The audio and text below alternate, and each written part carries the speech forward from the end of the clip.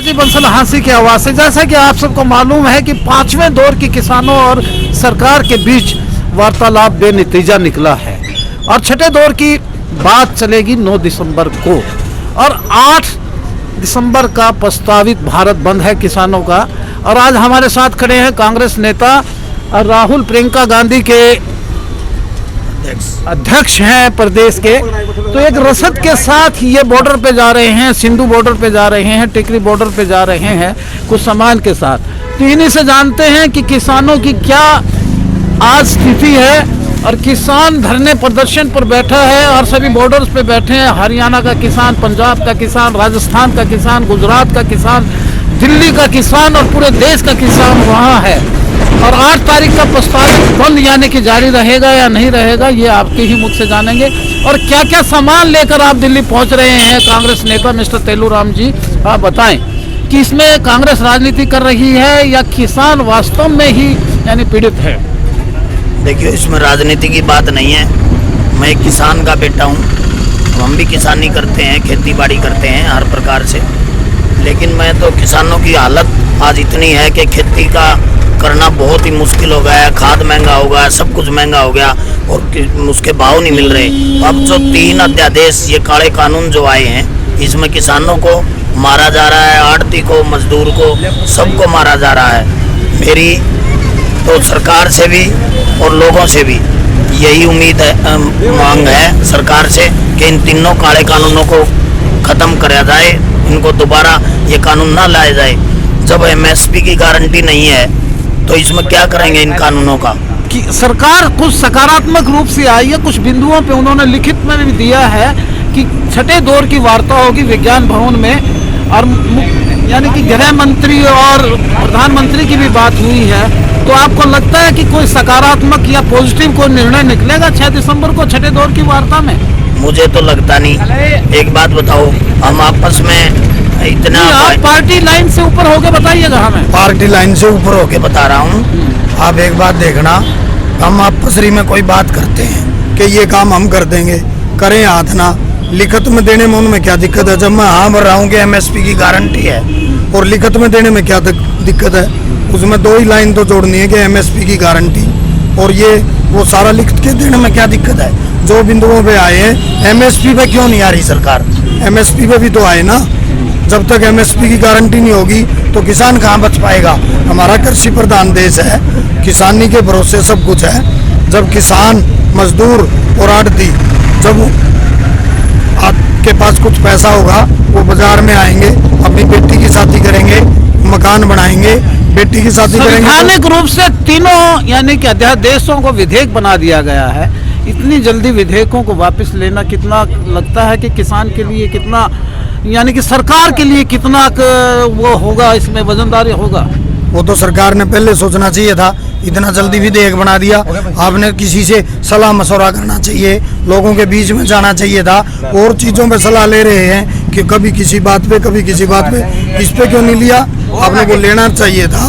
कम से कम कृषि bill pass कर रहे हैं आप, कम से कम कहीं ना कहीं कोई चर्चा, कोई और ना धक्काशाही पास कर दिया, लोकतंत्र की धज्जियां उड़ा के पास कर दिया। आज आपका एक्शन प्लान क्या होगा? यहाँ ने आपने पूरा कैंटर भरा है, मैं बिस्लरी की बोतल देख रहा हूँ, अन्य सामान देख रहा हूँ, क्या क्या सामान भर दिया कैंटर में? देखिए, बॉर्डर पे हम लोगों की सेवा के लिए जा रहे हैं। इसमें पहले भी हमने कल भी भेजा था और आज भी भेज रहे हैं। 300-400 पेटी पानी की हैं और इसमें केले हैं, फल फ्रूट, संत मौसमी है, सब्जी है, आलू प्याज के एक कैंटर है, ये आलू प्याज की, और टमाटर है, गोभी है, सब्जी और दवाइयाँ हैं। एक पैकेट जो दवाइयाँ वहाँ पे हमारे किसान भाई हैं, जो हमारे भाई हैं, चाचे ताऊ बुजुर्ग जो वहाँ बैठे, किसी को सर में दर्द है, पेट में दर्द हो जाए, बुखार चढ़ जाए, पेन किलर है, वो सारी दवाइयों का हम लेके जा रहे हैं।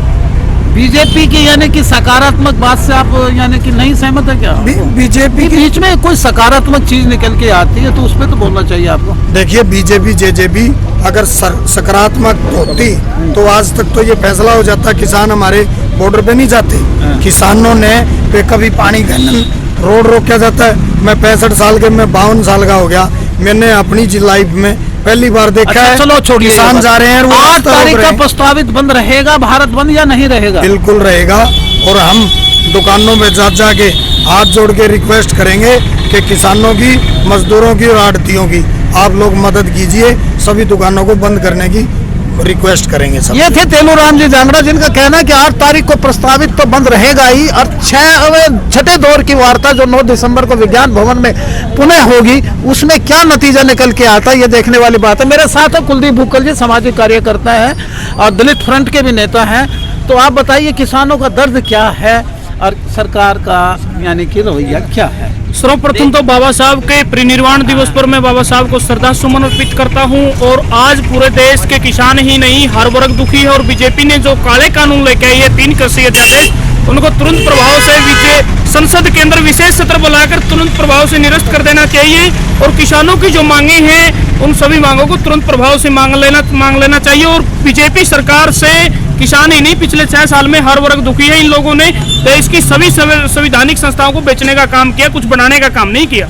हम भी बाबा साहब के निर्माण दिवस पर सभी प्रदेशवासियों को, देशवासियों को यानी कि नतमस्तक होकर उनको श्रद्धा सुमन अर्पित करते हैं।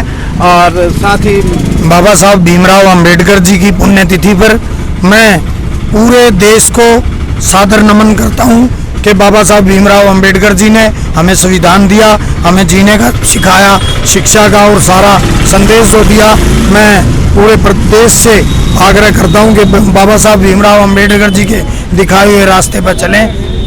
नमस्कार दोस्तों, हम यही चाहते हैं कि किसान का और सरकार का सकारात्मक रवैया हो और कोई ना कोई हल निकले। देखिएगा ये हमारे साथ है बहन सुनीता काजल जी, सामाजिक कार्यकर्ता हैं और एक पत्रकार भी हैं। आप भी जा रही हैं और बाबा साहेब भीमराव अम्बेडकर की निर्माण दिवस पर हम आपको हार्दिक शुभकामनाएं देते हैं। बहन जी, किसानों के साथ जो हो रहा है अध्यादेश को और विधेयक के साथ हो रहा है, उसके बारे में 2 शब्द कहिएगा।